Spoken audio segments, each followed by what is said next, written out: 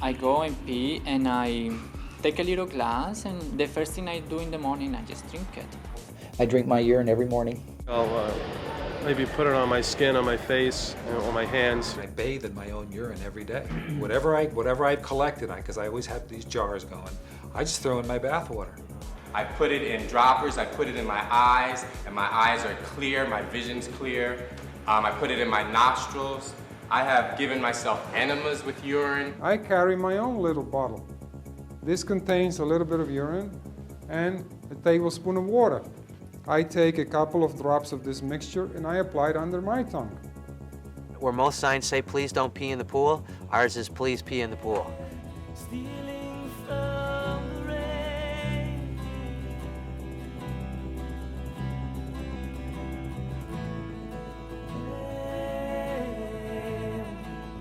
Lost between the day.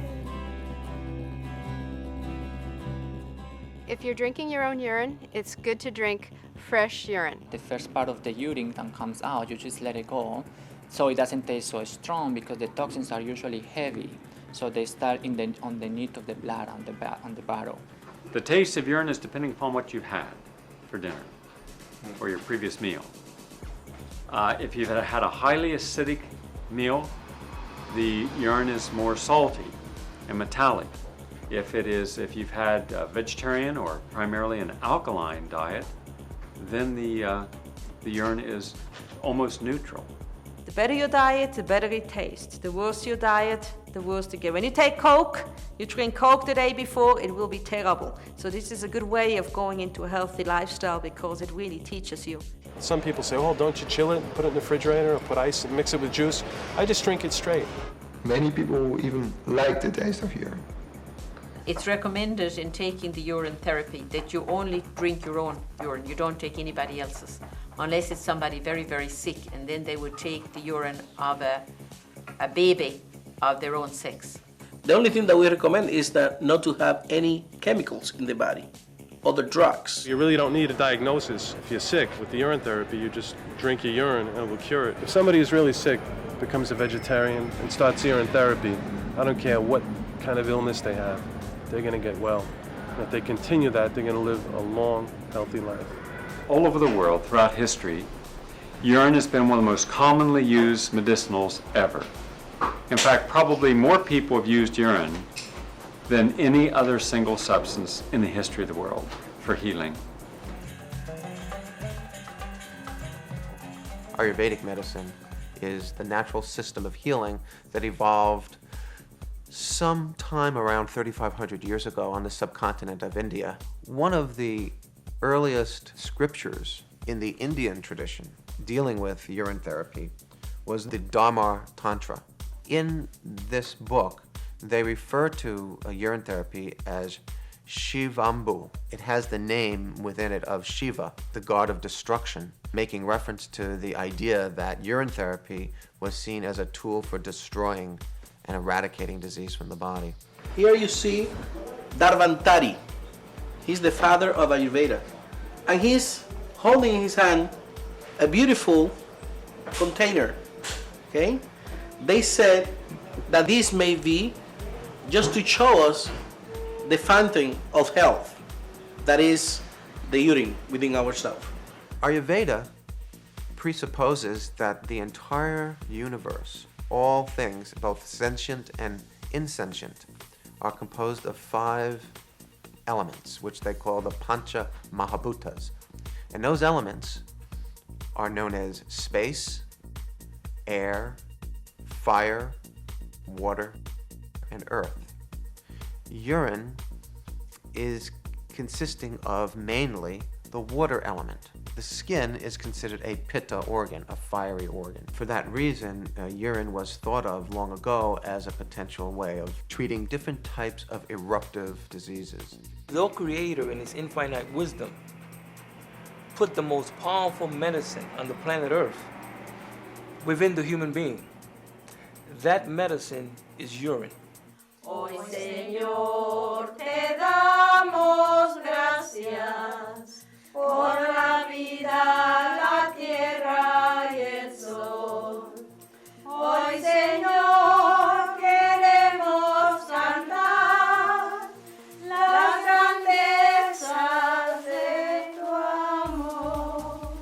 estamos descubriendo que Dios es tan grande, que estos cuerpos, dentro de nuestros cuerpos, tenemos agua de la vida, que está haciendo muchas curaciones hoy en día. Qué grande es Dios. Se acepta el agua de la vida. ¿Ya? Para eso, pues necesitamos también meditar y ponernos a pensar. Como lo que ya María decía, la grandeza de Dios, como todo nos puso a nuestro alcance. Todo nos lo pone en nuestras manos para que tengamos nosotros salud. Agua de la vida is the water of life, which is the other name for urine. I found out about this sister who was in Nicaragua, and she had studied there in a clinic in Nicaragua, this Urintherapie, urine therapy, with a Chinese doctor. And so she was transferred later on to the Peak, so I invited her to come here and give a course. So she spent about 8 months with us, 1 day a week. One of the best urine therapy books going is the Holy Bible. And not just in the Holy Bible, and people aren't going to like this because it's very controversial, but there's a whole school of thought that feels that Jesus Christ was talking about using urine. When he sat by the well with the woman, the way he was talking, his little, he had to allude to it. He wouldn't come right out and say those things. And I know nobody, you get somebody who's way into Jesus, they're going to have a hard time with this, but I'm way into Jesus too. I think Jesus was an incredible person, but I also feel that he did urine therapy. If you research Proverbs, it tells you there that you should drink out of your own cistern and out of your own well. And as you continue to research the sacred scriptures, they're always talking about the water of life. I would tell you that the water of life is the urine. In India, they have whole hospitals. That's the only thing they do, just urine therapy. Morley Safer was on television with the Prime Minister of India, and he made some sort of insult, said, "Don't you find it disgusting that you drink your urine?" And the Prime Minister made Morley Safer apologize for having said something like that, because he just insulted a couple of 100 million Indian persons who utilize urine as a basic part of their regular daily hygiene. In China, 3,000 years ago, the older Oriental men and the older Oriental women would drink the young boys and the young girls' urine. And the reason for that is that, as we know, our urine contains everything, all the components of the body, so the young boy's urine was full of testosterone, which would keep a man young and vital and healthy, and the young girl's urine was full of estrogen, so this would help to keep the older women from aging and keep the collagen levels in their skin and so on. There are inscriptions also in hieroglyphics on some of the Egyptian remainders, which basically say, be sure to drink your urine every day and don't tell the poor people about it. Urine was used in ancient Rome as a washing detergent, and they used to collect urine in big stone vases on every corner of the road, and they would bring this urine to the city laundrettes. The Eskimos have used it, and some of them are still using it. Natives of South America have used it, and some of them still do. The Aboriginals were very well acquainted with the use of urine. There is evidence of nomads in the Middle East using urine as a health thing, but also as a washing method. They wash their bodies with either human urine or camel urine. The Native Americans, they used it as a normal aspect for cuts and bruises, and also for the spiritual aspect. They used to send the people out for their journey, for the quest into the desert. You're not allowed to pick anything. You're not allowed to really live off the desert. You have to live in the desert. And of course, you used your urine for that. It was used to a large extent as a beauty treatment for quite a while in 17th and 18th, 19th century France and Europe as a whole. In Japan, urine therapy is also growing very fast due to a famous professor. He started working together with a pharmaceutical laboratory, making a product to make morning urine a little bit more accessible. What they did was sort of make a powder which you can mix into morning urine, and it gives the urine a sort of sweet taste. 今、4、5年前の調査では、だいたい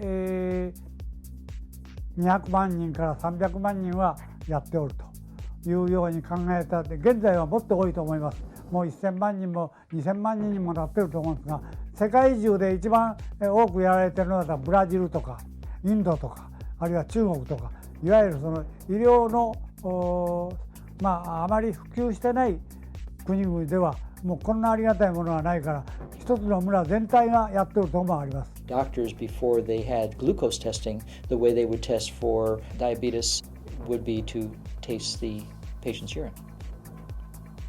And if it was sweet, they had diabetes. In the early days, penicillin was a very expensive medication. I mean, now penicillin has almost become out of fashion, but at one time that was a life-saving drug and it was extremely expensive, available in a very limited manner. And people actually used to save the urine of the patients who were getting penicillin therapy to salvage the penicillin that came out in the urine and use it again for its medicinal properties. Thousands and thousands and thousands of life-giving constituents are contained in urine, and they are being studied continuously. About 1,000 papers a year are written on urinary constituents. Urine is approximately 95% water. Then about the other 5% are substances that are divided between urea and different types of protein substances and other types of chemicals that are the metabolic byproducts of the body. There's all kinds of vitamins, minerals, amino acids, and just an abundance of wonderful nutrients for the body. Urine is full of interferon, is full of interleukin-2, and these substances to produce pharmaceutically to put back into the body are extremely, extremely expensive. And yet we have these things with us all the time and they're free. Every time you take a medication, for example, even like say simple aspirin or any other chemicals for whatever reason, some of them are processed by the cells and they're released in the urine. So in a day-to-day function, urine has many different components. It's a misnomer to call urine a waste. The bottom line is that urine is made through the kidneys. As the blood flows through the body, it is filtered through the kidneys. It is done every minute of the day. The reason for that is that we eat and drink more than we need, essentially, in vitamins and minerals and liquids. Urine, when it is first voided, is 100% sterile. Now, over time, bacteria will grow in it, but when it's first voided, it is sterile. Urine is antibacterial, antiviral, antiprotozoal, which means against protozoal or against parasites. You can use basically urine for almost anything. All it is like plasma. It's the same, it is plasma. I've injected it into my veins just as an experiment. I had the opportunity once to actually compare the taste and appearance of serum from my own blood with my own urine. The serum is that liquid portion of the blood. It's not the red blood cells that gives it the color, but it's the portion that generally rises to the top of a test tube if you allow blood to sit for a while. And the taste of the serum and the taste of the urine are remarkably similar. And in fact, urine is the blood. It is much simpler to work with urine than the blood to study exactly what's happening in a person's body. For example, if you want to isolate a factor that is important for tumor growth, you have two options. You can look at blood or you can look at urine. Urine has much less proteins and other factors that exist in the blood. Therefore, if you want to isolate a particular factor, looking in the urine is much better. Urine is a blood byproduct. Your kidneys are part of the circulatory system. Your kidneys are not part of the lymphatic system. You see, the main purpose of your kidneys is to control the volume of blood in the body. The dynamic kidney, part 1. The kidney, under regulation from other organs, other tissues, other hormones, regulates that constancy of the internal environment, and a byproduct of doing so is the production of about 1.5 liters of urine per day. Most people are born with 2 normal kidneys. In each kidney, there are approximately 1 million filters. These filters are called glomeruli. They filter out the blood, which passes on one side of the filter. The extra salt and water that we take in passes through the filter, waste products passes through the filter, and all of this comes out in the final urine.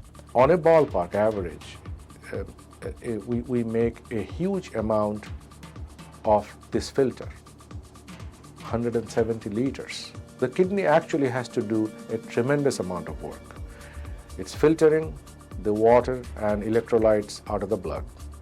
And of these 170 liters of stuff that it takes out on an average, all but 1 or 1.5 liter is reabsorbed in the system as it passes through the filter and the pipes and ultimately comes out into the terminal part of the kidney, and there is a tube called the ureter that comes to the bladder and out. The kidneys, the remarkable homeostatic organs that help keep constant the volume and chemical composition of body fluids. The kidney has been designed over many millions of years by powers far greater than us, and it's been designed in a fashion to help the organism, that is human beings, the most. If it were created in a fashion where it let loose of all kinds of valuable vitamins and nutritional products, it wouldn't have been designed very well. What you're doing with the urine therapy is actually using it as a way to stimulate the immune system. It works as a vaccination. It contains a whole bunch of antibodies and antigens, and it is sort of custom-made medicine for yourself. What happens when you get exposed to a virus, your body produces an antigen-antibody complex. It comes through the bloodstream. When you have too much of that, it cannot go into the tissue, it comes out in the urine. When you take it back into your body, either through injections or through implants or even drinking it, what happens is that antibody-antigen complex will stimulate the immune system. Antibodies, frankly, don't usually appear in urine. And I would be surprised if, in all the studies that I've looked at, there aren't too many diseases where antibodies appear in urine in sufficient quantity to be of any significance from a therapeutic point of view. Many times an antibody is a marker of a disease, but not protective in any sense. Antibodies are not usually used for treatment unless one made what are called monoclonal antibodies and produced them synthetically outside of the body in some kind of extracorporeal system. 尿を薬物として薬として使うんでなくて、体の情報源として使うと。その情報源を分析する機能が喉の部分にあるんだということが分かってきたわけ。したがって尿を喉を通すことによって病気の判定が行われて分かると同時にそれを治す自然治癒力が生まれるということがはっきり分かったわけです。We had the Ebola outbreak in Zaire. The way it was put down was by taking the blood of the person who survived and basically injecting it into the person who had the disease. And that's the way they stopped the disease. If you're visiting a country where most tourists develop dysentery, malaria, cholera, typhoid fever, what do I tell some of my followers? As soon as they get to the hotel, ask the healthiest looking bellboy for a drop of his urine, because he already developed resistance against the microbes in the area. His urine is the best vaccine against the diseases that could affect tourism. Urine should not be used from other people. So your own urine is the only one that is going to react with your immune system to give you the antibodies that you need. どこでもどんな場所でも山の中でも海の上でも実行できるということなんです。世界大戦になってインパールのアラカンの山脈の中でたくさんの兵隊さんとかいろいろな病気にかかったけど薬は何もないというような時に When air corpsmen or army men or people were deserted or stranded, and they had no choice but to use their noggin to survive, and they were dying of thirst, they would do anything to stay alive or parch their thirst, even drink their urine, or to use the P word, they found out not only did they live, but certain other things happened, that maybe a sore went away or they weren't sick anymore. I was in the army for about 2.5 years, and one way of surviving, because the water was poisoning, was to drink our own urine. And we can survive for about 30 days just by drinking our own urine. So we don't let it go. We just drink continuously for about 30 days, so we had a chance. And so no other food or water? No other food or water, just surviving on plain urine. We came into this world experiencing urine therapy because when we're in the womb of our mothers, the amniotic fluid is composed of our own urine. The fetus grows and thrives and comes to full maturity in amniotic fluid, where the excretions from its own body are present. The concentrations, however, in the amniotic fluid are being constantly kept within a low range by removal into the maternal circulation and excretion through the mother's kidneys. One of the problems with urine therapy is the fact that when, as children, we have been so indoctrinated that it's dirty, don't touch it, that when I bring it up to people, they're pretty turned off by the thought. I just think it's something that's sort of kept under the rug. People just share it on a one-to-one basis. It's not something that people are going to just, come out and say. Come on, we're talking about taking your urine and drinking. When you go into a bathroom, a public bathroom, where you smell old urine on the street, it's disgusting. Human psychology being what it is, we resist change.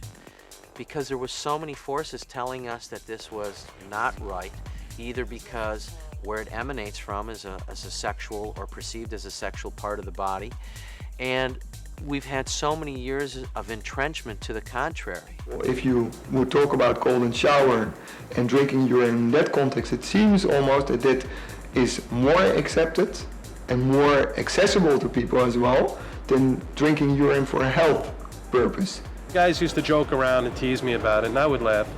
And one time, one of the guys would kid me, so I had put some in a glass, and this one guy had a weak stomach, so I drank it right in front of him, and he got really, keeled over, and he almost threw up. But so he wouldn't tease me anymore.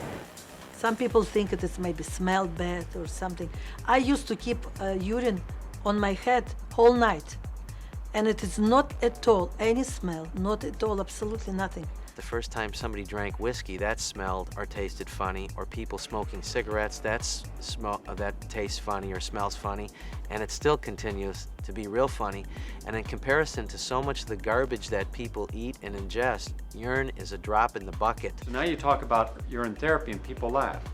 Well, I got a question. If you're going to laugh, what part of it are you laughing at?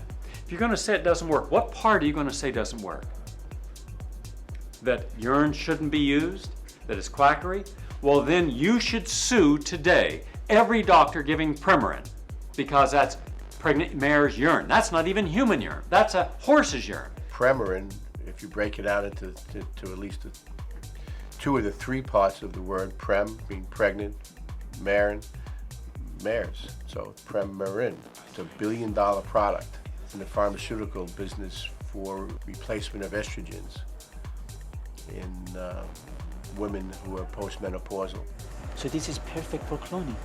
Women make a factor that is identical to Premarin. Many factors have been isolated from pregnant women urine, who have had many applications in biology, like blood thinners were originally isolated from liters of pregnant women urine.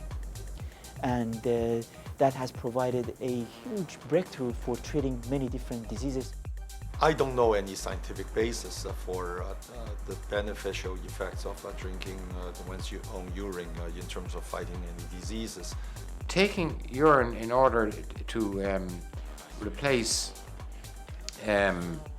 substances that the body is using, with today's balanced dietary intakes, strikes me as not necessary. As far as I know, Most factors that are released in the urine are produced in such low quantities that they have no physiological function if you just drink urine. Furthermore, a lot of these factors are proteins.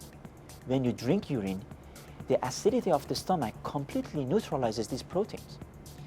If they are chemicals which can be absorbed through the stomach, they are produced in such a low amount in the urine that you have to drink gallons of urine.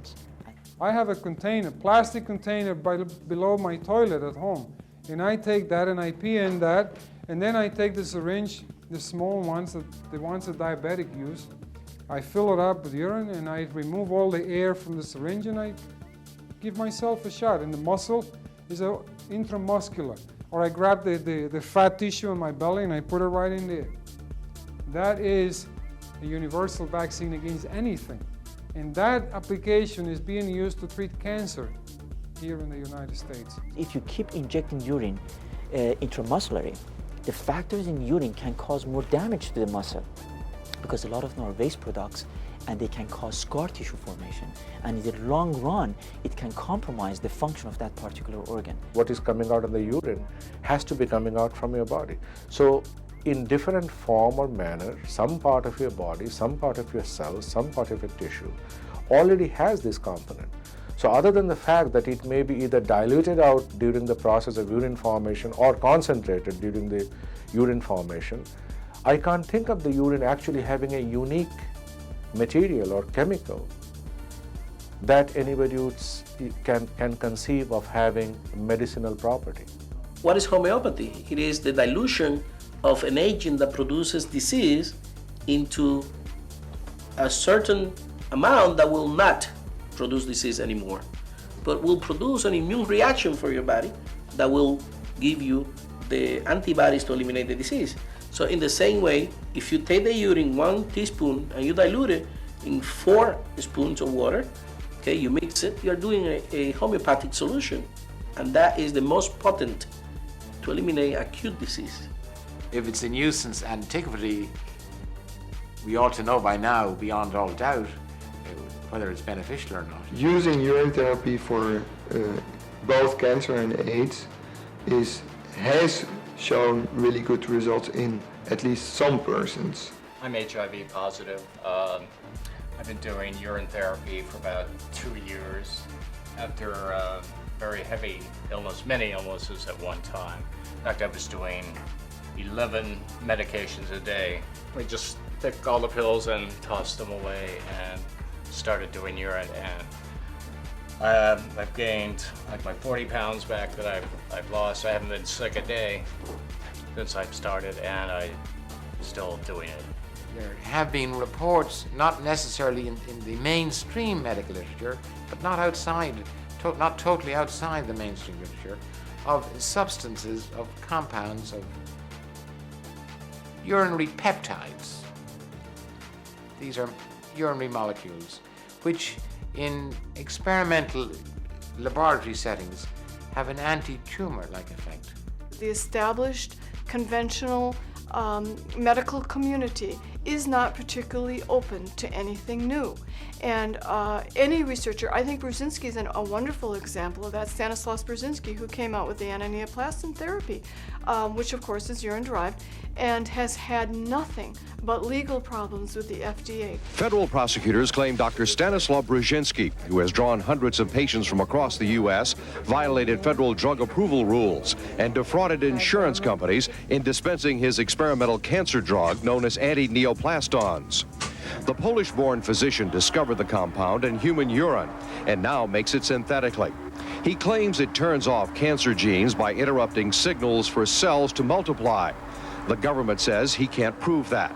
Brzezinski, the government says, thumbed his nose at FDA rules designed to protect the sick and made $40 million doing it. We are trying to save their life, and against us are bureaucrats for whom their life means nothing. There's no scientific double-blind placebo-controlled studies which is the hallmark of good science and good medicine. You cannot apply for experimental drug permit when something like urine is different with every person. When you have a drug permit, it is always the same drug. Well, urine is always different. Every person has a different urine. So every time with every person, you would have to apply for a new drug permit. So it's kind of, it doesn't fit into our system. In this country, there have been a few doctors arrested for giving the urine injections in their office. Clinical trials are very difficult to perform because there's always a placebo effect. And if people want to believe that they're going to get better by drinking urine, they might get better just from the placebo effect. The placebo effect is normally 30%, so also if it would not work at all on a physical level, then still 30% of people would get better just by thinking it is good for them. What I've seen with urine therapy and what I've heard and read about it is that much more than 30% benefit from it. Even if it is a placebo effect, who cares? You know, if somebody's getting well, I would much rather they get well from a placebo effect than putting a pharmaceutical poison in their body and killing their liver. The problem with the medical field is that they usually are educated in one way.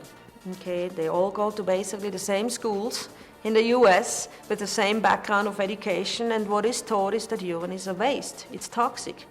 And I have people telling me when I drink my urine, I'm dead in 3 days. And of course, I drank it right in front of him and nothing happened. And I was still alive years later. The people who live the longest stay away from doctors. They hardly ever go to visit them. The researchers themselves, they don't want to be badgered by their peers because they do something with urine. I think there will be a lot of peer pressure not to do it. It's much more hip to do something else, to work on drugs, to do, you know, how can you imagine publishing a paper that you did something on urine? I mean, it will be the rest of your life. You will be that lady, you know, with that study. Like with me, I have written books on urine therapy. They still call me the pee lady. Doctors would not hesitate to give urine to every patient if it were medication. It again comes from the paradigm of acceptable theory and acceptable practice. Giving one's own urine, whatever the condition, if it's not attached to a drug, is not attached to their education. You have to understand who chairs the departments of pharmacology in medical schools. Pharmaceutical companies. Eli Lilly has a foundation. Tens of millions, hundreds of millions of dollars have gone into Eli Lilly Foundation. They then go to a medical school and say, we're going to give you X amount of dollars for a chair in pharmacology. And next thing you know, every medical student's coming in is learning about better ways of dealing with disease with drugs and certain drugs, certain classes of drugs, and watch if that doesn't tail itself back to some of the things Lilly is manufacturing. Nobody gives money for nothing, and nobody gives hundreds of thousands of dollars to fund these chairs unless they know that their kind of education that will benefit their products are going to get sold. Doctors themselves have very little access to PR to publish their findings, to publish their research. And as a result, all of the wonderful documentation that's been done on urine therapy lies unread. And until there is some type of PR basically done on it, doctors are going to continue to ignore it just the way they did vitamins and herbs. The diseases are rampant. Our physicians have failed us, and they don't know. All they care about is that index up in the stock market, and if you look it up, there's nothing higher than the pharmaceuticals. In America, organized medicine generates $1.7 trillion a year. That's 15% of the national gross product of the United States. Do you think they're going to start teaching people that all they need is an enema to eliminate 100 diseases? You think they're going to tell everyone that a little urine is going to cure asthma? No, they'd rather turn asthma into a $100,000 disease. Buenas, una amiga también me platicaba que dice que ella está muy contenta, muy agradecida también con el agua de primero, Dios, todo. Dice, con el agua de la vida, porque ella tenía asma. Y si ya los doctores le habían dicho que se iba a hacer para toda su vida. Pero empezó a tomar el agua de la vida, dice, y aquí me tiene, dice, tan contenta, dice, tan, porque mi asma, dice, adiós. If urine were to be a cure for something that they're making $100 million a year out of, they're going to be against it. It is true that industry is driven by where the dollars are, and there's not much money in urotherapy, but I have a feeling that if somebody could prove it were effective, they would package urine in some fancy way that to make it, cost efficient for industry as well. 尿を飲ませることが一般にやると、その医療として成り立たないわけです。I guess people have their own methods or ways to try to market the idea or make a business out of it. But I think basically it's not a lucrative money-making business.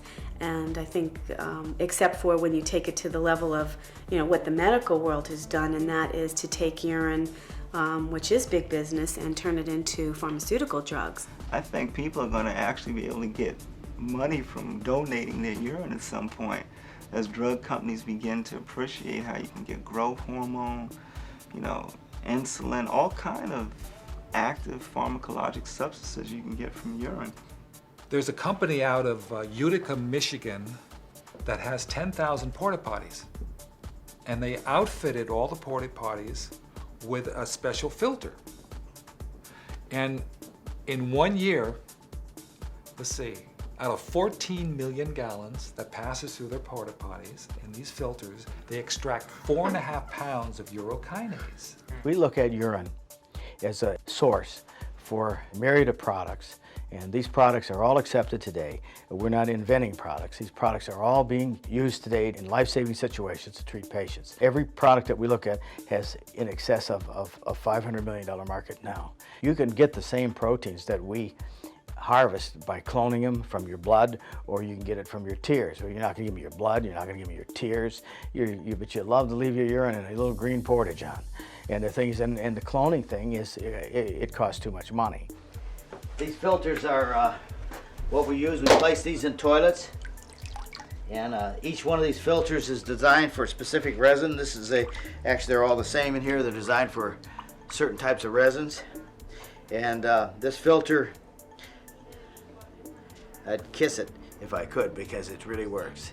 We take this filter, place it in the urinal. Now you could leave it there, but most people would shoot to miss the cup. So by doing this, nobody's aware that there's a filter in there. Then in theory, there should be zero protein in the urine that's in the holding tank. The filter, you have to look at like a male and female connection, because what happens is you have the female spot on the resin and the protein comes down and is adsorbed on it. The trick is to elute the proteins that you want without damaging the other proteins. This is the resin we have here, and the stuff that has come up now in the liquid form, we call that elution of proteins from the resin. And we are trying to filter this stuff, which is our proteins, that is being retained. There is a filter inside, and that's not letting those proteins go outside. What we get from here, a very small sample, it will look like this. And that's just pure urokinase? It's pure urokinase. Today, pharmaceutical companies are only able to purchase 2 million gallons of urine annually, still creating a $500 million market. Whereas EOA, through Porta-John, annually collects 14 million gallons of urine. Once our filter system is placed into the portable toilets, EOA will be on the threshold of a multi-billion-dollar market. Topical application of urine is one of the major ways that it's used. Probably more people use topical applications of urine than any other form. You'll find a lot of mothers, when their babies urinate in their diapers, they'll take and they'll wipe their face with the diapers. Just makes the skin very soft and supple and keeps it very, very moist. You get stung by a sea animal of some kind, or you're stung by a bee, you get a cut, a burn, or whatever. An easy way to take care of that situation would be to just urinate on your own injury. If you have a burn area and you put it into a glove and you urinate in the glove, you are creating an artificial incubator for a new layer of skin to grow. different skin condition, they don't even have names. And the people went to one doctor to the other, they cannot get relief. You put urine on there, you start to really soak it in urine. Tapping it is not enough, you have to really soak it in it. And it's just amazing on how it can start healing. I used to have a very bad acne problems when I was a teenager, and so what I did was I collected urine and I washed my face all the time for about 2 to 3 weeks. And after that, I saw my face so clear, and I felt so much in harmony with the universe. It was really beautiful. To urinate on a wound and with a gauze sounds logical in the sense of the physiologic saline, the pH of the material that you're working with, and the fact that urine, when it does come out, is sterile, and that actually would help the wound at some point. 外用するということは、体中に張り巡らされた知覚神経ですね、痛みを感じるとか、そういう知覚神経に対してどういう影響を及ぼすかということについては、確かに病気を治す、皮膚病を治したり痛みを取ったりする力はあるんですが、何のためにそういうように効くかということについては、これからの研究に待つわけなんです。When a person has an advanced skin condition, when they have psoriasis, when they have eczema, or any type of irritation, then let the urine sit for 3 days and apply all the urine on the skin. It's very possible that as soon as the urine leaves the body, it's very rapidly susceptible to creation of growth and things of that sort. So using it at a later date and using it topically on compromised skin could lead to both topical infections as well as possibly even systemic infections. We associate often the taste and smell of urine with what we have smelled somewhere on a public toilet, and that's old urine. And in old urine, ammonia develops, and that stinks. But in fresh, completely fresh urine, there's no ammonia, and it actually usually doesn't taste as bad as people think. Urine inside the body is sterile, but left outside the body for some period of time becomes a growth medium for bacteria. And one of the most nutritious substances in the urine, from the microorganism point of view, is urea. They use urea as a source of energy. They break down that urea, and when urea is broken down, it breaks down to ammonia. Urea, or also carbamide, which it's also known as, is urine. And it's got some tremendous benefits to the body. This is an example of urea, and this is an FCC grade, which is a food grade urea, so this would be acceptable for human consumption. It's like a little crystal. The urea that's in most skincare products is actually synthesized. It's called carbamide, and that material is put into lotions, ointments, gels, creams to condition skin and to improve the ability of the skin to retain moisture. If you go to some of the higher end retail stores, you'll find that all of their high-end cosmetics have urea in them. And that's because urea binds with hydrogen and traps moisture under the horny layer of the skin. And it is the only thing that'll do that. So as a humectant, it's excellent. There is an aspect of skincare that is moisturization, of which urea does that by helping the skin cells bind together and do their job. But then in higher concentrations, in exfoliation to get the dead skin cells off, urea glycolic acid then functions as an exfoliant. So depending on its concentration, urea, much like alpha hydroxy acids, have two functions in skincare depending on what you want them to do. Moisturization of the skin comes from underneath, not from on top. So it's our aim is to get a product that goes through the skin into the deep levels and then brings it forward moisturizing. And the urea products produced under the Carmel name do exactly that. If you have compromised or damaged skin, your body actually goes about enzymatically trying to repair that damage. And with urea, it actually comes in and can function as a bacteriostatic material, well-known bacteriostatic property. It's been used in wound debridement agents for a number of years, prescription and non-prescription. Try to sell a 10% urea product or a 5% urea product that does pretty much the same thing as alpha hydroxy acids, and it loses all its allure to a consumer looking to make their skin look better. want me to use what on my skin? Just by the low viscosity nature of urine, you're talking it's going to be all over the place. I mean, it's very hard unless you have a gauze or some way to keep it in contact with the area that you need to really get the job done. The urea that we use in our products are chemicals that are prepared at a factory and then shipped to us in bulk, and then we put it together with moisturizers. It is not from naturally occurring urine, which it could be because of the inability to get standardized material. Urea has been used to treat cancer, high blood pressure, asthma, you name it. Every known disease has been treated with urea. I had a nasty case of shingles right around my side, and I was freaked out. I took a cup, I filled it up, what I found out later was about 7 ounces of urine. And I looked at it and I said, this is the craziest thing I've ever done. And I just banged it all down. It was like a beer. And it surprised me. All it tasted was like warm seawater. And I said, this isn't so bad. I expected to be dead in 15 minutes. Well, in 15 minutes, I had this nice rise in energy. And the next day, a cold I had developed was gone. The pain had subsided somewhat, didn't totally go away. 2 days later, the pain was down a good 75%. And I says, hey, I'm onto something. This is interesting. 3 days later, it was totally gone. It's not dose sensitive, so some people feel, oh, I have to drink the more the better. It's not true. You can drink a couple of ounces a day. You can recycle all the urine produced by the body on a daily basis, and nothing will happen. When you begin to take urine therapy initially, you'll have a reaction, maybe for 3 months, for 6 months, for a year, depending on your body. Because at the beginning, there's a cleansing that goes on in your body. And a lot of people suffer headaches, others have diarrhea, others get kind of dizzy.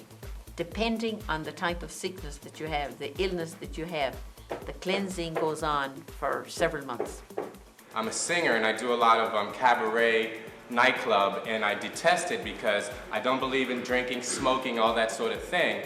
But so many times when I leave the club, I mean, I'm so full of cigarette smoke, my clothes, my insides, I just feel it in my eyes. I can hardly breathe, it's like wheezing. I get home, I drink my urine, and it's gone. I can't begin to tell you the energy that I got, the glow that I got. I had my 45th birthday last week. I had some athlete's feet. That had gone away after I started drinking the urine. It took about a month and a half. And I remember when I had it, I thought, oh, well, this is it. I'm going to have athlete's feet for the rest of my life because my father had it, my older brother had it. But I don't have it anymore. I haven't had it in over 6 years.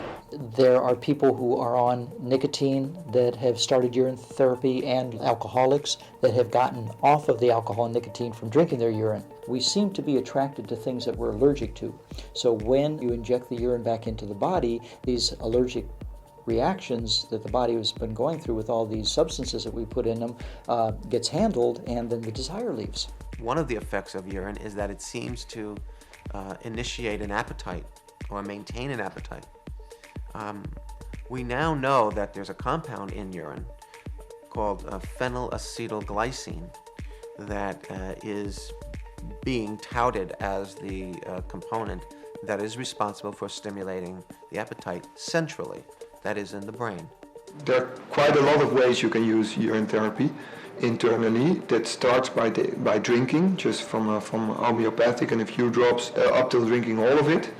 Then you can also use it as drops for ears and eyes. With sinuses, you have to sniff it up into your sinuses in order for it to really soften out whatever is in there. Cuando voy a alguna parte que no lleve mi vasito, si me duele la cabeza, aunque sea con la mano y... ¿Sí? Yo me capeo con la mano y...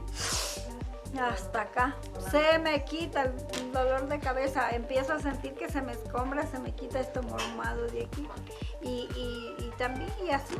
You can take urine and boil it and breathe the vapors. That clears up your lungs so fast, you have no idea how effective it is. And it costs you nothing. The only thing is that your house may smell a little bit. You can use it as a vaginal douche, as enemas. I always recommend enemas to anybody who's dealing with a severe disease. The first thing you do is start collecting your urine. And you know, we're not talking a couple of ounces here. We're talking about getting a good enema bag that is somewhat like a douche bag and filling that 2-3 quarts and get that in there. And then you watch, your skin will start to glow after you do this enough.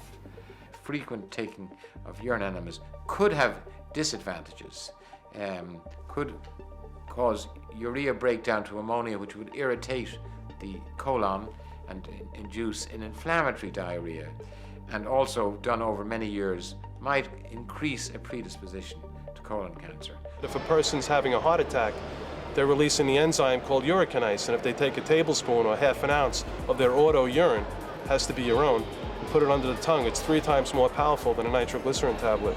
A person my size would need 4 to 5 million units of urokinase if I had a myocardial infarction and I was in an EMS thing and they were taking me to the ER room. I have to get it within a certain amount of time. Now let's go back to what does it take to produce this protein? In order to get 27 million units of purified urokinase, you have to have 1,000 gallons of urine. So you and I could void our own urine until our eyeballs crossed. The urokinase under normal circumstances has to be injected in a person's vein because it's a protein that you drink. It's going to be denatured in your GI, in your gut, in your bowels. So that if I swallowed the same urokinase for a stroke, it's not going to have any effect. And number 2, even if somebody stretched the issue and said, well, maybe it has some effect, maybe a fraction of it is going in, I personally will have it as a tablet rather than drink up the urine. I mean, that's I guess, it's a personal belief and preference. They don't have any scientific basis, and they never put their products up to scrutiny, their concept up to scrutiny. We're always concerned, how does it work and all that stuff. We don't know how an aspirin works, and yet it's still legalized. You can buy it in any drugstore. Before I even went to medical school, I heard about people drinking urine. I always thought it was kind of disgusting, but I don't know how to evaluate it. Who knows? You shouldn't be scared to touch your own urine. This is your own part. This is natural from you. I don't think there is a danger in ingesting one's own urine if you are a healthy person. During the day, as you eat, as you take in food, the whole constitution of urine changes. Therefore, it depends on what stage of the urine people are talking about. We have to be very careful to give this to people before we have tested in a controlled setting and make sure they don't have toxicity in different conditions such as cancer, pregnancy, and many different. For all we know, if you start to use this in a general population, young people may take it. It may retard growth, it may cause thyroid problems, endocrine problems, so it has to be done in a controlled setting.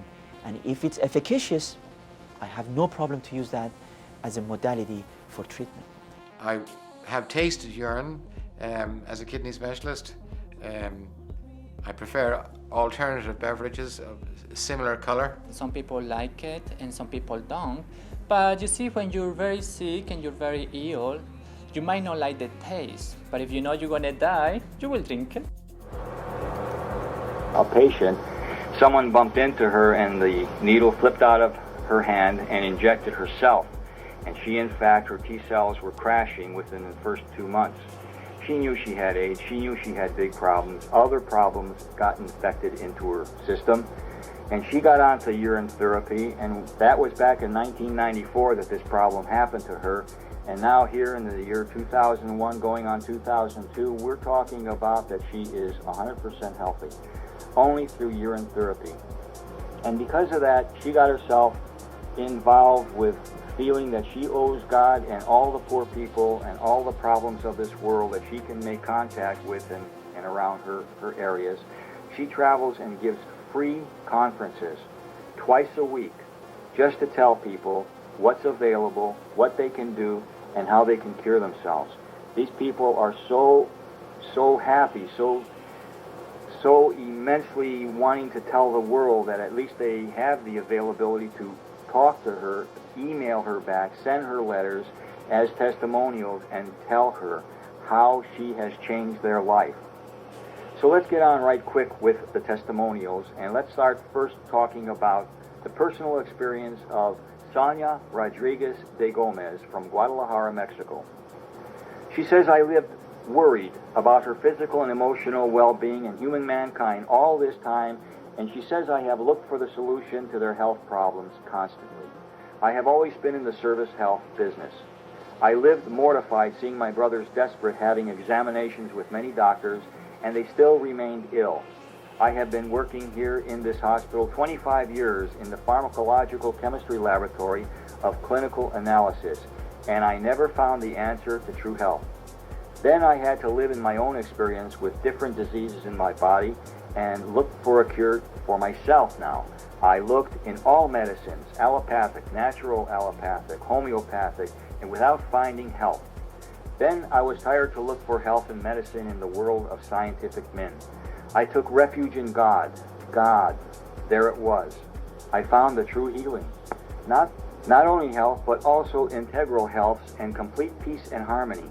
Man may have thousands or millions of dollars in his banking account and may be able to travel everywhere to seek health, but he will not find it. To all countries, he will look for health, and he will not find it because health is free, and it comes from God-given means. It is a gift and of blessings. God is a perfect God and made the world, air, water, nature, and man perfect. God, as a perfect Father, did not forget disease. He knew that his children of this world would die, be damaged or ill with cancers, AIDS, and many of the multitudes of other diseases. He did not forget us and gave us our own medicine to combat these diseases. In fact, he gave us our own pharmacy.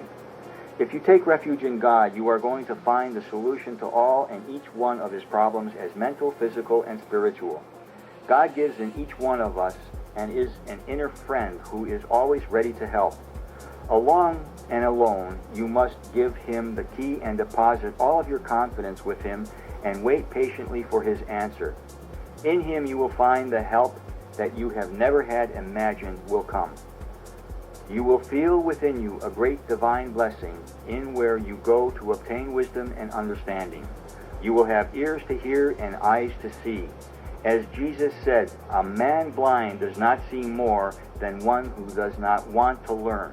And the one that does not know is like that who does not see.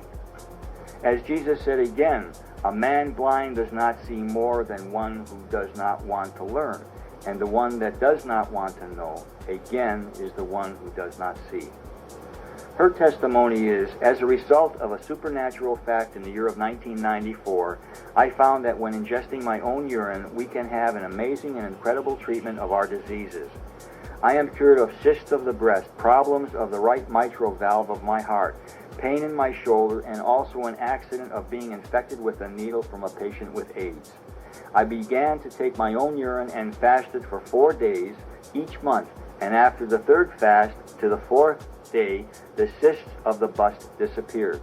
The problems of the heart faded with no future pain.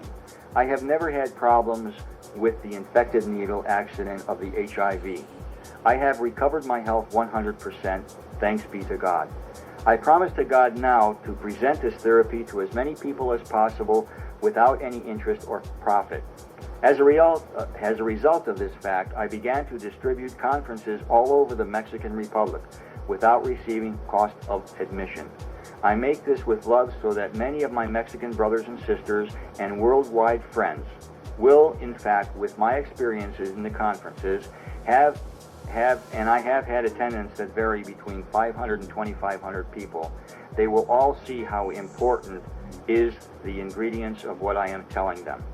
All my brothers and sisters are ill who come to my conferences. I have requested them to raise their hand who are patients under medical treatment at this time. It is incredible the amount of ill people in this world. All raise their hand. My question is, how would it be in this world if all would know this knowledge of urine therapy? I thank God for this knowledge, and I request him to bless all of us who are sick as he gave me the gift of my good health. By feedback, I successfully obtained an endless amount of testimonials from thousands of people who have cured themselves and others who have shown remarkable improvement in different diseases. Incredible information began to arrive from different parts of the world. There were different book authors in all languages sending such valuable information here to Mexico to my pharmaceutical.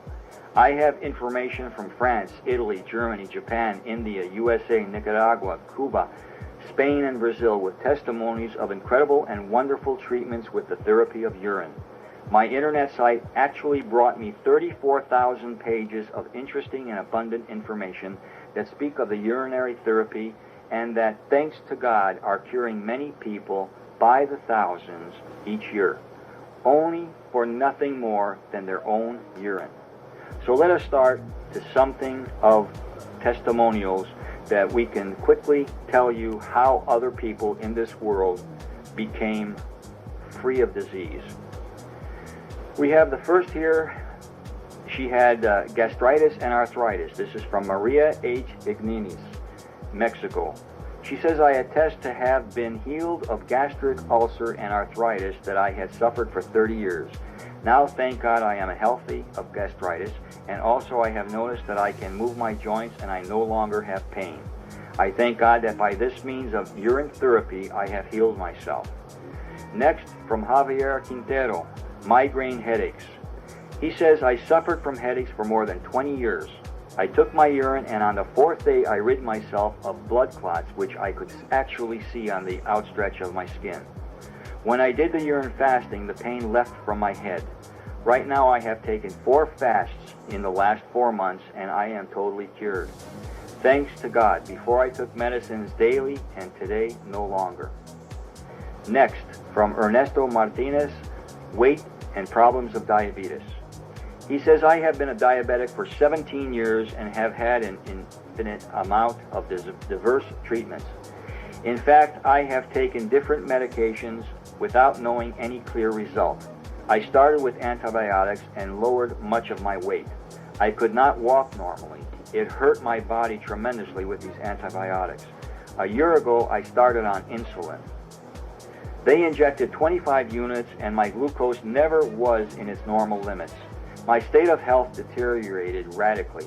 My sister-in-law brought the video to me of urine therapy of this Mexican lady from Guadalajara Hospital, Sonia. I knew from the first moment that this one could help me and began to take all the urine from the very first day after the video. Now, 4 months ago to the date, the result has been wonderful. My glucose is in its normal limits, I have increased weight, and I feel much better. I want to clarify that I suspended the insulin and all medicines. Next, from Teresa de Barba. She had an infection in the kidney. She says, I have a daughter from whom 8 months of age suffered high temperatures of 41 degrees Celsius. I heard on the radio about the conference, but I did not take it much importance. Shortly, the father of my temple said that a conference in the temple again would occur. The second time I went. After the talk, I left very convinced and I began to give the urine to my daughter. The 20th of May, 1996, I began to give my daughter the therapy, and by the 28th of May, I had to do studies on her at the hospital. We found that my daughter had problems of reflujo urovolateral. That's Spanish. I really don't understand that exactly. But she says the doctor set up an operation in 4 months. In this time, I had to give her antibiotics. She got worse, and the drugs did not convince me that she would get better. My daughter was very anemic. My husband and I then decided to give her the urine each month. We did the procedure for her each month, and the pediatric doctor was very astonished to see that the girl was becoming better and better, and that the person that they have never, as if a person that had never been ill. So on that very month, I do the procedure to her, and she no longer has infection. During the infection in the entire year, she only gained 1 kilogram. Taking the urine in the following 4 months, she gained 3,800 kilograms. My daughter is now healthy and has not returned to be anemic. She is no longer regulating a waiting period to go and have an operation. I thank God and to the urine therapy. The girl's name is Mariana. Next, we'd like to talk about Mr. Gutierrez from Mexico. He has allergy. In simplicity, his testimony is, my testimony is short but very important to me. I had an allergy in the right eye and I twice have 10 days putting my urine in my eye. Today, after only 10 days, I am very well. My eye, I can see very much, and thanks to God, I am cured. Next, from Mrs. Garcia. She has pain and also diabetes. She claims that 2 months back I took the urine because I was made up of bruises and muscular pains. I could not walk because I fell frequently. I have diabetes. I stopped taking medicines to improve my intestines. I drank my urine 3 times each day. I have not done any fasting yet, but I am going to. But believe me, with just drinking the urine, I have improved almost to completion of all of my diseases. I will go on forever. Next, we have another patient from Mexico. He has hypertension and myopia. His name is Ricardo Rubalcaba. He says, I learned of the urine therapy in a social seminar in the month of February 1997.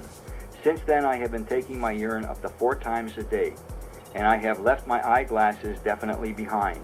My cardiovascular system, again, is now regularized. I had hypertension and I feel very well and physically now in 100% without disease. I also suffered of gastritis. I even healed my infected small dog of scabies, already without hair. With my own urine, I bathed him, and in the 3rd day, scabs and sores actually fell off of him. After, he shortly then regenerated the new skin and his new hair. Next, from Alicia Castillo. She had kidney stones and problems in her circulation. She claims, I want to give my testimony about the urine therapy acted in me. When I took it for 15 days only, 3 small kidney stones left me. In truth, I did not know that I had a bad kidney. I only suffered pain in my back and never thought about my kidneys. Most wonderful is that my legs no longer hurt. The suffering came from a bad circulation. A long time past that I have been with homeopathic doctors, and I already see that it does not cure. Now I give thanks to God and the urine therapy that they have healed me. Next we go to Martha Sanchez, a victim of cancer in Mexico. She says, I had cancer of the uterus in 3rd degree and a lump in the right side of my breast.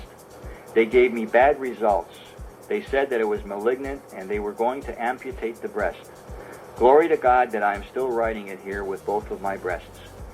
Blessed and praise God that I was taking my urine for that 3-month period before the operation, and I felt like a new woman.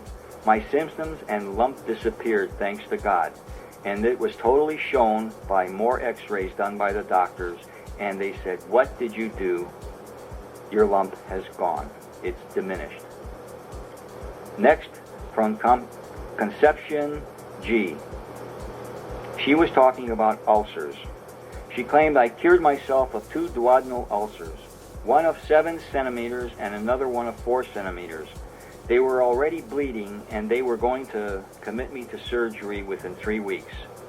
I took my urine immediately after knowledge of how to do the urine therapy, and thanks to God, no surgery. I am cured.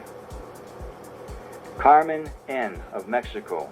She talks about her testimonial on myopathy. I cured myself in 5 days taking my urine. I cured myself of my eye problem because I could not see well for over the last 10 years. I also had a wart that disappeared. I put urine on it for 20 days, and after that 20 days, it dissolved and fell off, thanks to God. We will now talk to George Sotelo from Mexico on diabetes. He says, last year I was in Los Angeles, California. A lady asked if I was ill. I said to her, yes, how do you know? She says, it's the way you're eating. It seems as though you're very afraid to eat any sugars. And I said, yes, that's true. I'm a diabetic.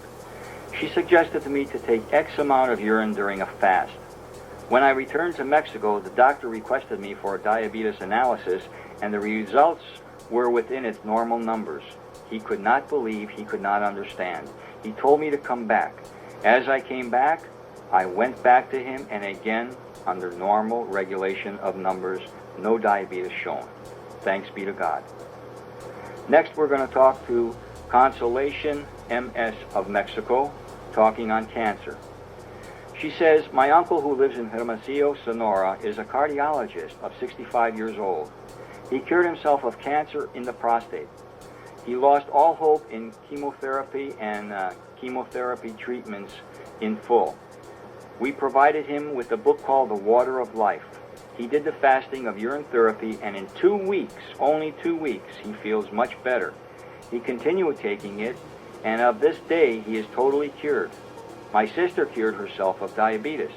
In my family, my husband and children used it for cuts, blows, angina, coughs, etc. I did fasting for 19 days myself on water and urine only. I felt very well, hard, agile, spirited, and I have never felt bad since. I have not had a serious disease since. For my husband, a scorpion pricked him. His urine was taken and I put a compress on the bite. He resisted the poison. Thanks be to God. Next, the testimony was from Mrs. Rosalinda A. on infection. She says the doctor a day before going to the conference had detected an infection in my ear, and he prescribed drugs for me that I did not buy. I went to the conference instead and began to make the fasting on the urine and drops into my ears.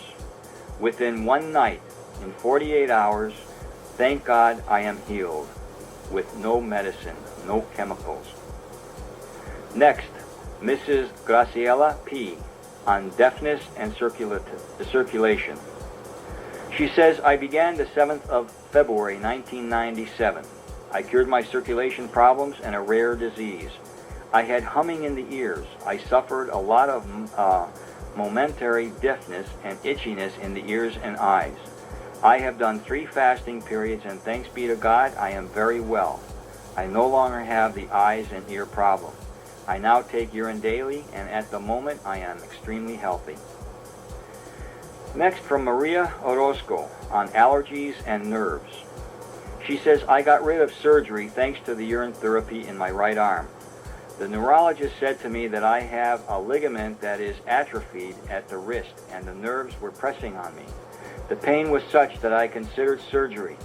Thanks to God, I began urine therapy on the 31st of January 1996, and in less than 2 weeks I began to feel enough improvement to forget surgery. In addition, I had in my right hand an allergy to detergents. It always brought the skin to blister and cracks. All that disappeared totally. Now even my nervousness is very well, and I now can dream. Before taking the urine therapy, I could dream only with difficulties. They weren't even dreams, they were nightmares. For whatever reason, with urine therapy, I dream the most beautiful of dreams. Next, from Adriana Sanchez, Mexico, cramps and nerves. She says, I am very nervous and I also suffer very painful cramps. I began to take the urine, and thanks to God and chemistry, I have not suffered cramps and I feel safer and very calm all over. Next, Jaime Castaneda, diabetes, hypertension, and circulation. He says, thanks to God, urine that God gave me has cured me. I suffered from diabetes, hypertension, bad circulation of the blood for the last 6 months. I did 3 fasting periods as was told. I feel like another person and have changed my character. In the fasting periods, I feel energy. I no longer have pains all over my body and itches between the skin. I no longer have diarrhea and fever. The fungi that I had in the feet have disappeared. Next testimonial is from Guillermo Aguilera. He says he had pain in the back and a muscular problem.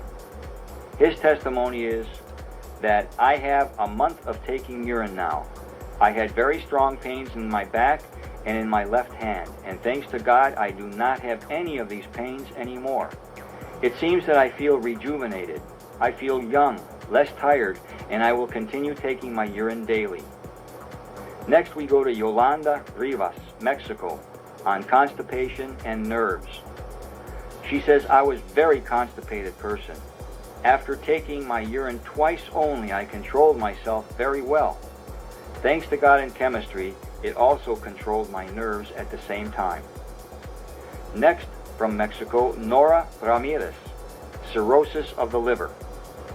She says, my friend is 55 years old. Her name is Maria de Los Angeles. She had cirrhosis of the liver. They were ready to give her interferon. She began urine therapy, and in 3 months, she astonished the doctors that had readied her for the interferon. It was not necessary to use it. Thanks be to God. She is totally free of that problem. She no longer has cirrhosis of the liver. She may have scars, but she no longer has the problem of cirrhosis. Next, from Calendario Vasquez on diabetes. He says, I have had diabetes for 4 years with counts up to 300.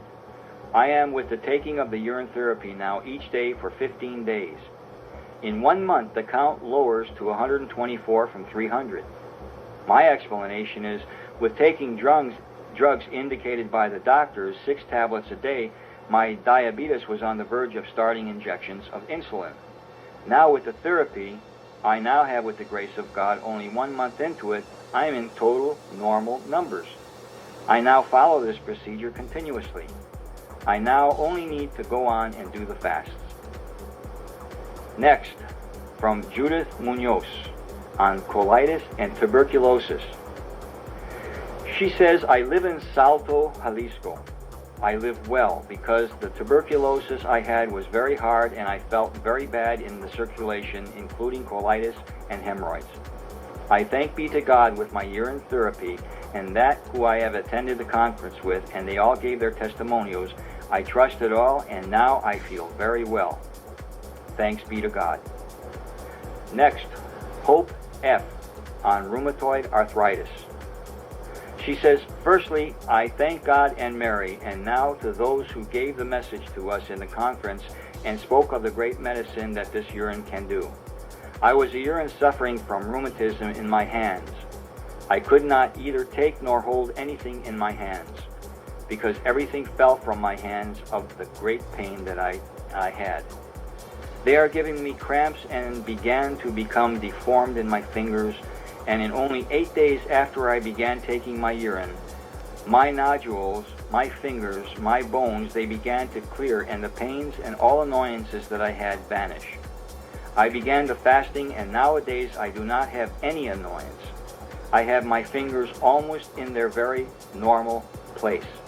I now also control my blood pressure, and I took spots off of my face from age. Next, from Juan Carlos Meza. Juan Carlos is a special person. He was a very small child of 8 years old, and he did not speak. He had a mental delay also. He has been taking urine for 6 weeks, and already he can make orations in his speech. He can make total sentences where he never could before. In fact, sometimes he did not speak at all. 3 years ago, with the help of a specialized school, he began to speak, but a month ago he began to make sentences longer. He is more wide awake and maturely mentally. Thanks be to God. Next, we're talking to Maria de Jesus. She was talking on migraine and colitis. She says, I have migraine headaches and colitis, and in addition to a taken off of a fingernail. I have 2 months taking the urine. The headaches now are gone. The nail that I had taken off is already growing back, and the colitis has not affected me anymore. I no longer have that sensation of an inflamed stomach. Thank you, God. Next, Lucia Becerra. She had angina. She says, I live in Guadalajara, Jalisco, Mexico.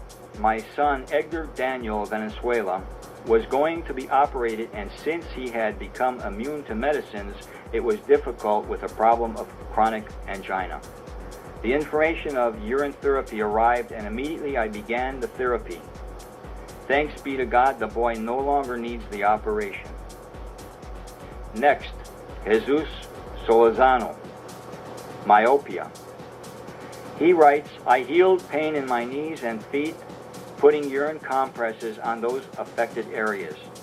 I also improved my vision by irrigating my eye, and now I can see better. Also, I wash my hair and it is now starting to grow better and longer, and even were in the parts that I was bald. And I have only taken it for 8 months. Next, Renales Federico Orozco on cancer. After a month and means to practice the urine therapy, I started fasting. A very painful tumor disappeared in the center of my back, which I had for over a year and a half.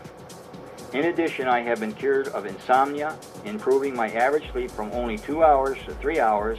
Now I sleep 6 hours to 7 hours.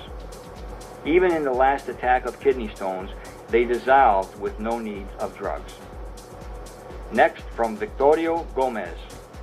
He talks on a tumor, diabetes, and varicose veins. He writes, I cured myself of diabetes, varicose veins, a tumor in the stomach, discharge, high blood pressure, high cholesterol, and a tumor in my eye. I have been taking my urine for only 8 months and did 4 fasts. Thanks to God, I am well again. I invite everybody to really make the fasts. I feel very well. God bless to all of them.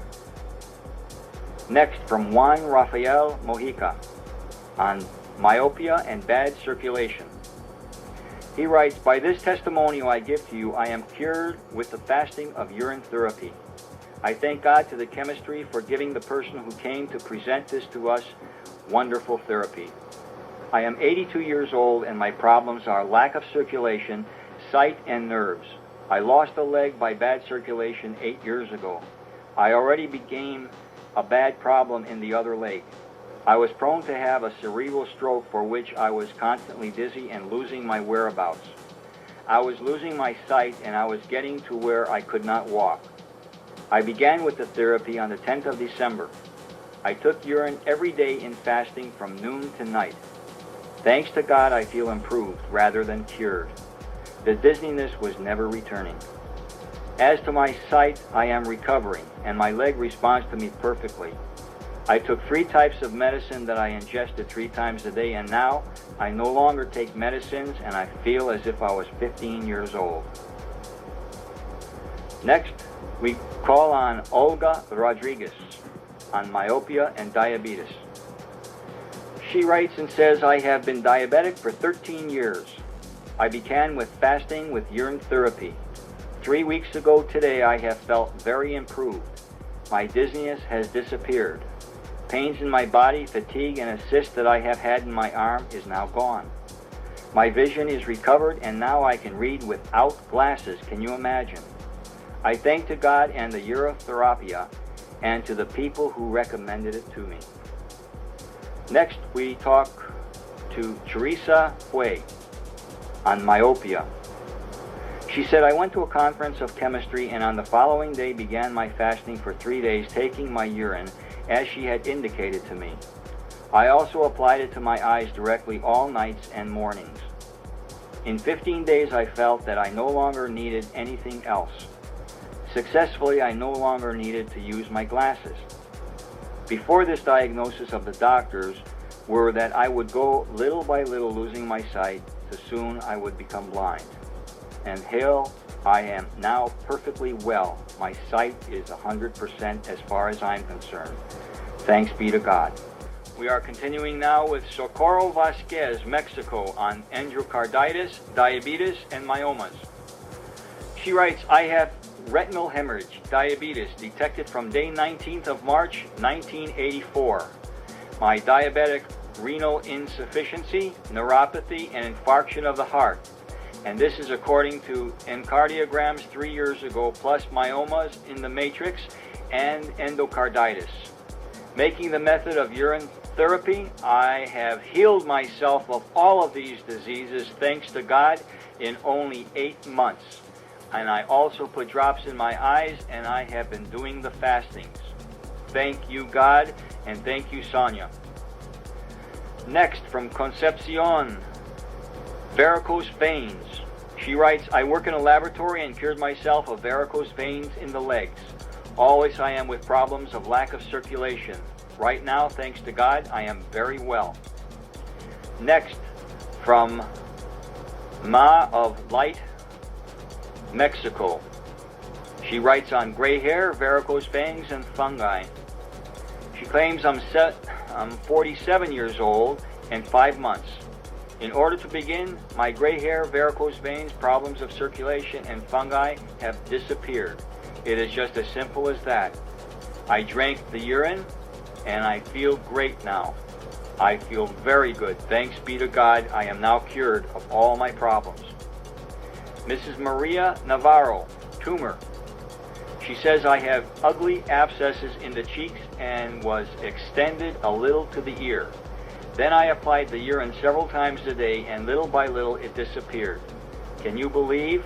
By the grace of God, I now have a perfect looking face. I am perfect. It has all disappeared. Next, from Mr. Aristio Olive, Mexico. He writes on prostate and diabetes. He says, I suffer from prostate. It is not possible to be operated on because of my age of 85 years old. I have practiced several studies and I have had consultants from many doctors. My daughter, Maria Olive, who attended a conference, insisted on me taking urine therapy, which she has made the therapy herself. I started to take it, and at first, it gave me diarrhea. I continued with the therapy, and I was able to rid my body of pieces of meat and skin, along with filaments and mucus in the intestine. I continued taking the urine, and it cleaned me up complete, thanks be to God. My daughter also lost 12 kilograms of weight, which she does gargling and applies it to her hair, and was very much improved with her complexion and hair. She also was a diabetic, and she has already been in control of her diabetes. Again, thanks to God and you, Sonia, who have taught us now how to control ourselves. And to the love of God, give this on to many others. Next, Maria Elena, migraine. Thanks to God, I am cured of my migraine headaches. I began to take the urine, and I have not returned to feel a headache yet after I have first started. It also hurt me to walk, and I no longer have that problem with my feet. May God bless the chemistry of Sonia. Thank you very much for this information. Next, Jose Gonzalez, sinusitis. He says, I cured myself of sinusitis. I have taken urine for 3 months, and thanks to God, I am very content and healthy. I breathe very well now. Next, from Stefana T, Mexico. She writes on depression and nerves. I had bad nerves and depression because my whole body was going to sleep. Since I started the method of urine therapy, already I feel better. I can't wait to go on to my fasting. But I even feel better, the best I felt in years already, thanks to God. Next, from Teresa Davalos, hypothyroidism.